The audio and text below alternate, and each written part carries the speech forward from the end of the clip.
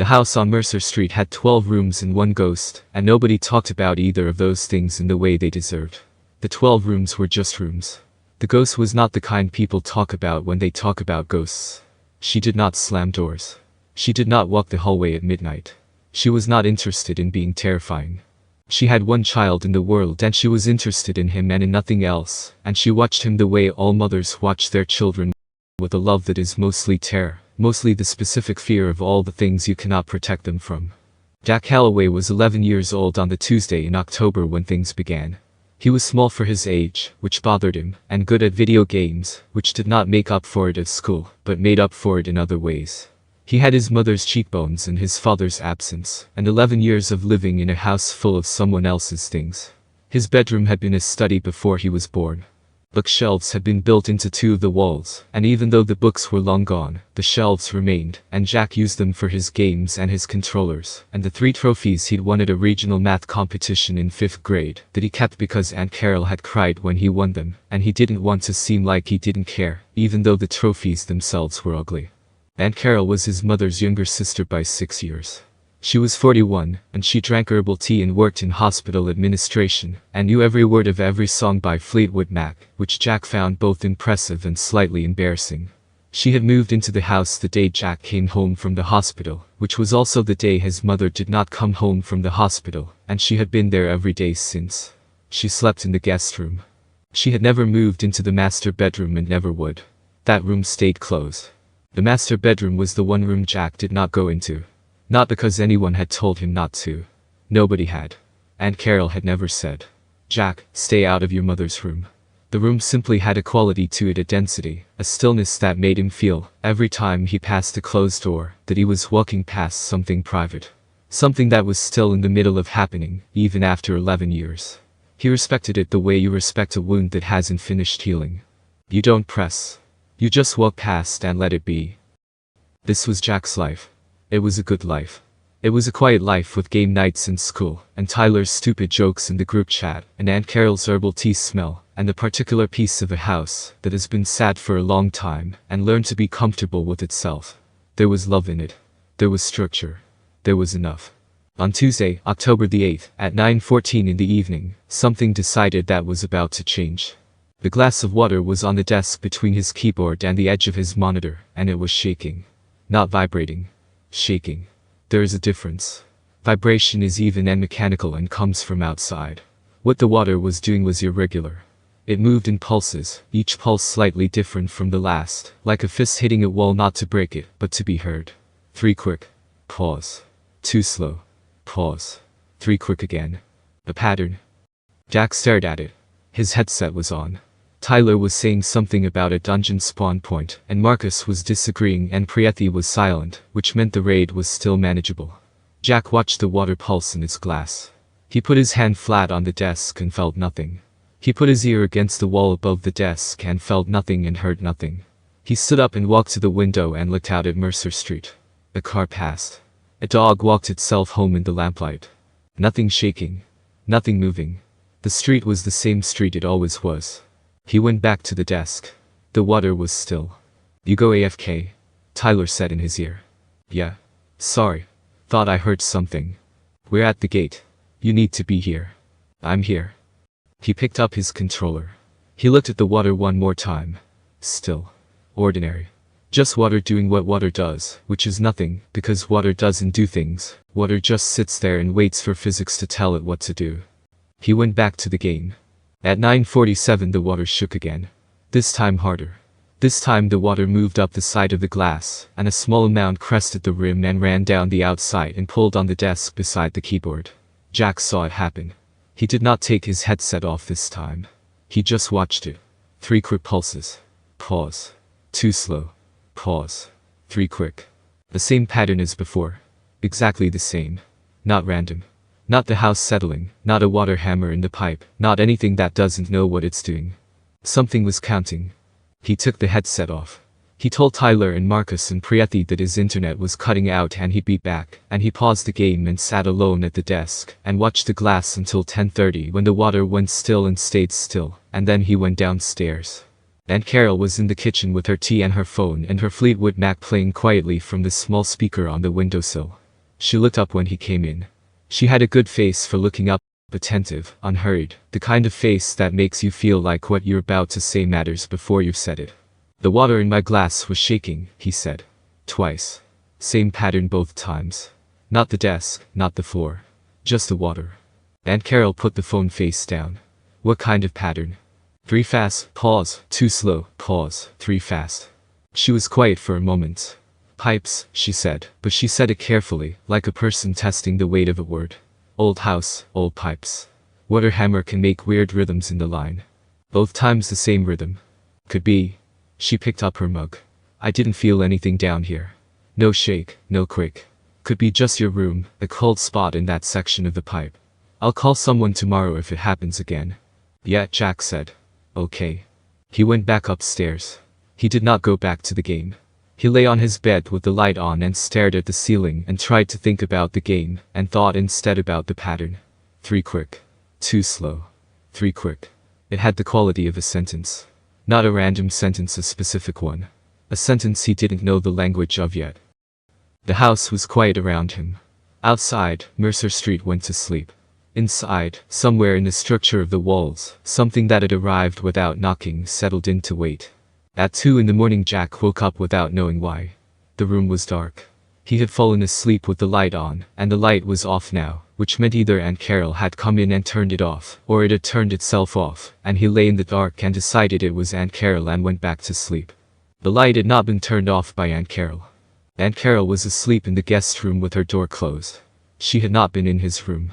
The switch had been turned by something that did not have hands, in the way that things without hands sometimes manage to do things that require hands with enormous effort and enormous patience and a very clear purpose. The purpose was this. It wanted him in the dark. Not tonight. Tonight it was still learning the house. Learning the boy.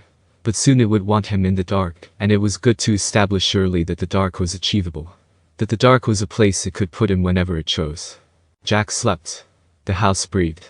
On the desk, the glass of water was perfectly still and perfectly empty. He had drunk it before bed, and the Alexa on the shelf across the room pulsed once, very faintly, blue, barely visible, like a heartbeat. Like someone checking. Like someone making sure he was still there and still breathing and still, for tonight, all right. Then the pulse stopped. The room was dark. And the night finished itself without incident. Wednesday morning was eggs and toast and Aunt Carol asking if he'd slept okay, and Jack saying yeah, fine, because he had mostly. School was school. Mrs. Benedetti gave a quiz on the American Revolution that Jack thought he'd done okay on. Tyler threw a pencil at Marcus at lunch, and it hit Priethi instead, and Priethi didn't say anything, just picked up the pencil and put it on the table in front of Tyler with a look that made Tyler apologize 3 times in a row. Jack ate his sandwich and felt ordinary and normal and fine. He thought about the water once, in second period, in the middle of Mrs. Benedetti, asking about the significance of the Battle of Bunker Hill. He thought about the pattern 3 quick, 2 slow, 3 quick, and then he thought about something else. He was good at thinking about something else. He had practice. He got home at 3:15.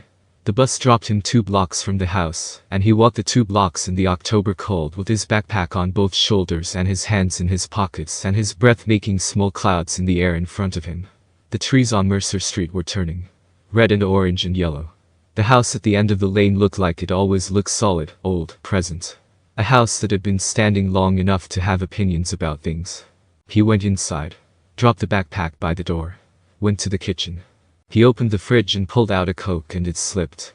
It always slipped. The cans were cold, and he never remembered to grip them properly, and this had happened before. This was just a Wednesday thing, a Jack thing, a small and stupid piece of being 11 years old.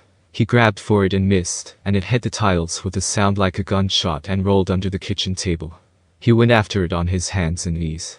The kitchen smelled of the morning's eggs and something underneath the eggs, something he couldn't identify, something old and wet and faintly metallic, like old pennies in a drawer. He thought. Drain. He thought. I should tell Aunt Carol about the drain.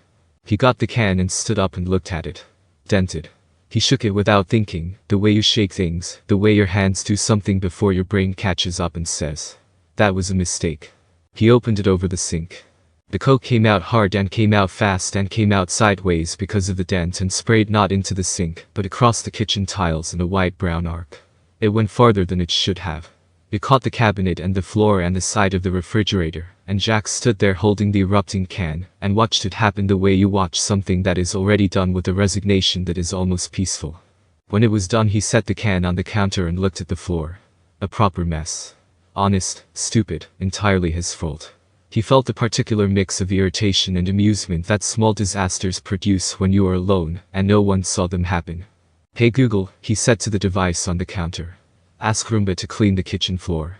The Google Home pulsed. A tone. From down the hall, the Roomba made its 3 ascending notes: cheerful, mechanical, domestic, and began to move. Jack grabbed a paper towel and wiped the cabinet down and left the floor to the machine, and took his slightly depleted Coke to the living room. He sat on the couch. He turned on the TV. He pulled up YouTube and found a video of the same Norwegian man, the same cabin, still building, still going and settled in. Outside the window the afternoon light was the October kind, golden and thin, the kind that looks warm and isn't. From the kitchen, the Roomba hummed its way across the tiles. From the hallway, a smell drifted in. Faint. That same old Penny's smell from the kitchen, except stronger now, stronger and warmer, and with something else underneath it, something that the brain registers before the nose fully identifies it. Something animal. Something that belongs to the inside of things rather than the outside. Jack noticed it and thought. Drain. He would tell Aunt Carol about the drain. Then the Alexa spoke. Not the Google Home on the kitchen counter. The Alexa. His mother's Alexa, on the bookshelf across the room, the one that had been set up here before he was born and had stayed here after, the one he used sometimes and forgot about other times. Its ring lit blue and its voice said, calm and ordinary as a Tuesday morning. "Playing In My Life" by the Beatles. And the music came. "There are places I remember, all my life, though some have changed." Jack sat on the couch and did not move. He had not said anything. He was on the other side of the room. He had not touched a device or raised his voice or spoken a word. The Alexa had not misheard something. There was nothing to mishear. The room had been silent except for the Norwegian man's saw and the Roomba's hum. He got up. He walked to the Alexa and stood in front of it and looked at it. Blue ring. Active. Playing. "Alexa," he said. "I didn't ask you to play this." The Alexa did not respond. The song kept going. Some forever, not for better, some have gone and some remain. Jack stood in front of the device and the song played, and he felt something open in his chest. Not fear. Not yet. Something softer and harder than fear. The thing that happens when something unexpected touches a place you keep very carefully covered. He knew this song. He knew it from a USB drive in a desk drawer. He knew it from 9 minutes of video of a woman he had never met who was sitting on the couch he had just been sitting on. She had been 31 years old in the video and enormously pregnant and alive in the specific way that people are alive when they are about to stop being alive, and don't know it yet fully, carelessly, without any performance of it.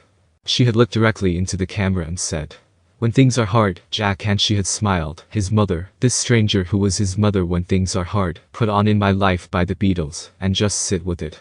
It won't fix anything. But it'll remind you that love is the only thing that lasts." He sat down on the floor in front of the Alexa. He sat cross-legged on the living room floor, and the song played around him, and he did the thing he was good at, pressing the feeling down, holding it in the stomach, breathing through the nose, and he was mostly successful. His eyes were wet. That was all. He was mostly fine. All these places had their moments, with lovers and friends I still can recall. From the kitchen the Roomba hummed. Jack looked down at the carpet. There was something on the carpet between him and the kitchen doorway. A thin dark line. He looked at it. His brain sorted through candidates. Coke, but he'd cleaned the Coke. Shadow, but shadows don't have edges that curl at the ends. Something else. He leaned forward. He looked closer. The Roomba came through the kitchen doorway, and its brushes caught the edge of the dark line, and smeared it in a slow arc across the carpet, and Jack saw, in the smear, the color. He saw the specific dark red of it. He saw the way it thinned at one end and thickened at the other, the way a liquid thickens when it's moving from somewhere to somewhere. The Roomba went past him back toward the kitchen. He watched it go. He watched it follow the line back toward its source, its brushes working, picking up what it could, leaving what it couldn't. He stood up slowly. He followed it. He stood in the kitchen doorway. He looked at what was on the kitchen floor. The woman was on her back. She was positioned the way people are positioned when they have not chosen their position, limbs at angles that living bodies don't voluntarily assume, the specific collapse of something that has stopped managing itself. She was wearing a hospital gown. It was white where the blood hadn't reached it, which was not many places. Her hair was dark and it spread around her head on the kitchen tiles, and the blood had reached her hair, and the blood had dried at the edges, and was still wet at the center, still moving, still finding its way across the grout lines between tiles and thin dark tributaries. Her stomach was open. Jack's brain put this in very plain words because plain words were the only ones available for what he was looking at. The stomach was open from sternum to pelvis in a ragged vertical line, not surgical, not clean. The edges of the wound curled outward like the pages of a book someone had grabbed and pulled apart. The abdominal cavity was visible. The intestines had been pulled out and arranged was the word, because there was something deliberate about the arrangement, something that was not random spillage, but intention across the floor to the left of the body in loops, glistening, still faintly steaming in the kitchen's cool air. The baby was in the middle of them. It was newborn size, newborn proportioned, but it was not a newborn, and it had never been one. Its skin was the color of ash, not the gray of ash, but the specific dead gray of ash that has been cold for a long time, that has forgotten what the fire felt like. Its head was large in the way newborn heads are large, too large for the body, heavy with something. Its eyes were open. They were entirely black. Not dark brown, not dark gray black, the black of a space that has no bottom and no back wall. The black of something that has been looking at things for a very long time, and has run out of anything like feeling about what it sees. It was eating. It had a length of intestine in both hands, small hands, ash gray, fingers slightly too long, and it was feeding from it with its mouth. The sound it made was the sound of this. Wet and rhythmic and patient. It was not frantic. It was not urgent. It was the sound of something eating the way it has always eaten, with the complete comfort of a thing doing the only thing it has ever known how to do. The Roomba reached the edge of the blood pool and stopped. Its sensors registered too much. It sat there making a small confused sound, going nowhere, its little brushes spinning in the air at the boundary of something it was not designed to process. Jack stood in the doorway. He was not breathing. He understood that he was not breathing because his chest had stopped moving, and the kitchen was very quiet, except for the wet sound of the baby eating, and the distant music from the living room. Oh, I know I'll never lose affection for people and things that went before. He could not move. Not a decision. His body had received the information in front of it, and had responded the way bodies respond to information that exceeds their processing capacity by stopping. By going still. By waiting for some other part of the system to figure out what to do next. The baby did not look up. It kept eating. It pulled another section of intestine hand over hand, deliberate and unhurried, and brought it to its mouth, and its mouth opened wider than a mouth that's eyes should open, and it fed, and the sound was what it was, and Jack stood at the doorway and could not look away, and could not look at it, and could not do anything at all. His eyes moved to the woman's face. He did this slowly. He moved his gaze the way you move a hand towards something hot knowing it will burn, doing it anyway because not knowing is its own kind of pain. He looked at her face. He looked at the dark hair. He looked at the shape of the jaw. He looked at the nose, his nose, the nose he saw in the mirror every morning. He looked at the hands, the long fingers, the right middle finger slightly crooked, exactly as it was in the photograph Aunt Carol kept on her nightstand. He had seen that photograph 10,000 times. He knew that face. He knew it the way you know the face of someone you have been building in your imagination for 11 years from photographs and videos and other people's descriptions, imperfectly, incompletely, but deeply. The way you know a place you've never been but have dreamed about so many times it feels like memory. It was his mother on the kitchen floor. It was his mother in a hospital gown with her stomach open and her intestines arranged across the tiles, and a thing the size of an infant eating her, and Jack's brain took this information, and for a moment, just a moment, the moment before the mind breaks whatever needs breaking to keep the person functional, he understood exactly what he was being shown and why. He understood the argument. The accusation. The trial he had been summoned to without knowing he was on trial. You came out of her. You came out of her and she did not survive the coming. This is what that looks like. This is the transaction made visible. This is you, small and hungry and ash-colored, feeding on the one you cost. The sound came out of him. A thin, terrible sound from somewhere deep in the chest. Not a scream. Screams are about fear. This was about something older than fear. This was the sound of an 11-year-old boy looking at the worst version of a story he had been carrying his whole life, and seeing it made real and terrible and undeniable on the kitchen floor of his mother's house. The baby turned its head. Black eyes. On him. Still chewing. It looked at him the way something looks at you when it has been waiting for you to look back with the patience that has been stockpiling itself for years, ready for this exact moment. Its mouth was wet and dark, and it held the loop of intestine loosely in its hands, and it looked at Jack, and Jack felt something pass through him like a current. Not pain. Not cold. Something that had no name in English or in any language, the direct transmission of a single message from something that did not have language into something that did. This is your fault. She is your fault. Look at what you did. Look at what you caused. Look at it and keep looking until there is nothing left of you that can stand up. Jack's knees buckled. He caught the doorframe. His hand found the wood and gripped it, and the wood was real and solid and present, and he held on to it the way you hold on to the only real thing in a room that has stopped being real. The light in the kitchen went out. Complete darkness. Instant. Like a switch thrown, which was exactly what it was. From the living room, the last line of the song reached him in the dark. In my life, I love you more. The light came back. The kitchen was empty. Clean tiles, clean floor, no blood, no body, no baby, no intestines arranged in loops across the grout. The Roomba was in the center of the kitchen making its confused sound, its brushes spinning, cleaning nothing. The Coke stain was gone. Everything was gone. The kitchen smelled of nothing at all, not eggs, not pennies, not anything. Just the neutral smell of a kitchen in an empty house in the middle of a Wednesday afternoon. Jack stood in the doorway and held the doorframe and breathed. He breathed for a long time. In the living room, the Alexa had gone quiet. The song was done.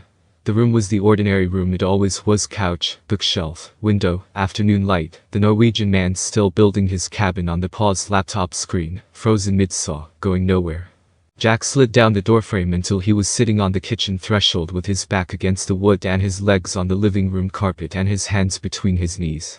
He sat there. He did not cry. He sat in the space between the two rooms and breathed and waited for his hands to stop shaking. They took a while. Aunt Carol came home at 5 and found the backpack by the door and no Jack on the couch and no Jack in the kitchen, and called his name up the stairs, and got a muffled yeah from his room. She went up. She knocked. She went in. He was on his bed on his back staring at the ceiling. His shoes were still on, which was unusual. He always took his shoes off at the door. Carol habit, she called it. He took them off without being asked, without thinking about it.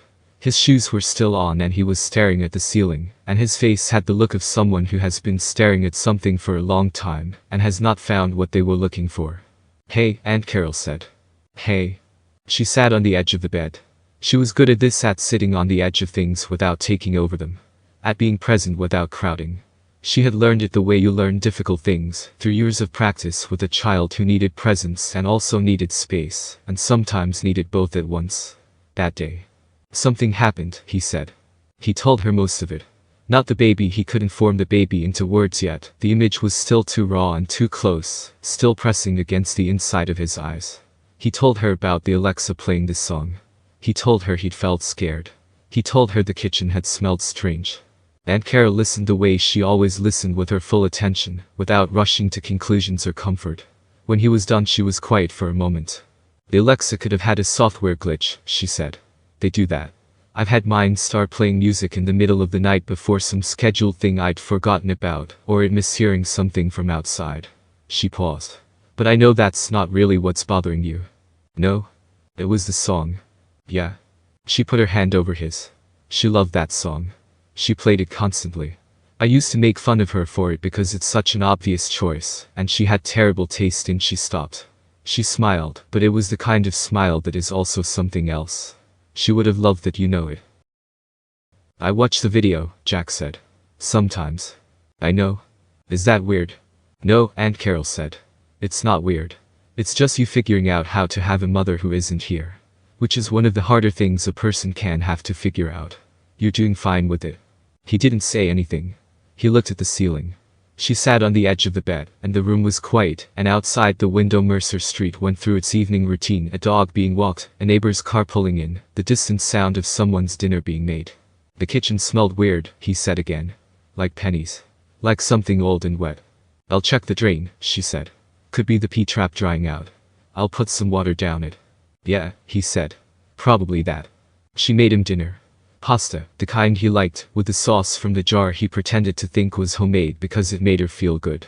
They watched TV and she fell asleep on the couch at 9, and he covered her with a blanket from the armchair Aunt Carol habit. She did this every week, fell asleep on the couch on Wednesday, had since he was small, and he went upstairs. He did not turn the light off when he went to bed. He lay in the lit room and looked at the ceiling and thought about the kitchen floor. He thought about his mother's hands. The crooked finger. The way it had just been there, the detail he knew from a photograph, placed on the kitchen floor of her house on a Wednesday afternoon like an argument he had no answer for. He thought about what the baby had looked like when it turned and looked at him. He thought about what it felt like to be looked at by something that knew, precisely and without mercy, the worst version of the thing you had been trying not to think about your whole life. He lay in the lit room, and the house was quiet, and from downstairs he could hear Aunt Carol's gentle snoring, and outside the wind had come up and was moving through the turning trees on Mercer Street, pulling at the red and orange and yellow, letting them go. On the shelf across the room, the Alexa pulsed once. Blue. Brief. The way a night light comes on in the dark, not to illuminate, just to say, "Someone thought about leaving this on for you." Jack saw it. He didn't know what to do with it. He filed it in the same place he filed a lot of things, the place where he kept the things he needed to think about, but hadn't figured out how yet. He closed his eyes. In the walls of the house, something settled. Got comfortable. The way a thing gets comfortable in a place when it has decided it is going to be there for a while. Patient. Old. Entirely certain of its eventual success. It had been doing this for a long time. It had done it to others in other houses. Children in other centuries, in other languages, carrying other versions of the same wound. It knew how this went. It knew the arc of it. The water in the glass, the sound, the vision, the slow and deliberate escalation of pressure on the place that was already soft. It knew what happened at the end. Or it thought it did. What it had not fully accounted for, what it had not encountered before, in its long and patient history of doing this, was the Alexa on the shelf. The device that had been hers before it was his. The device that still, in some way that its engineers had not intended and could not have explained, remembered the shape of her voice. What it had not accounted for was her. It would. But not yet. Thanks for watching. Next week, the haunting continues. Subscribe and hit the notification bell.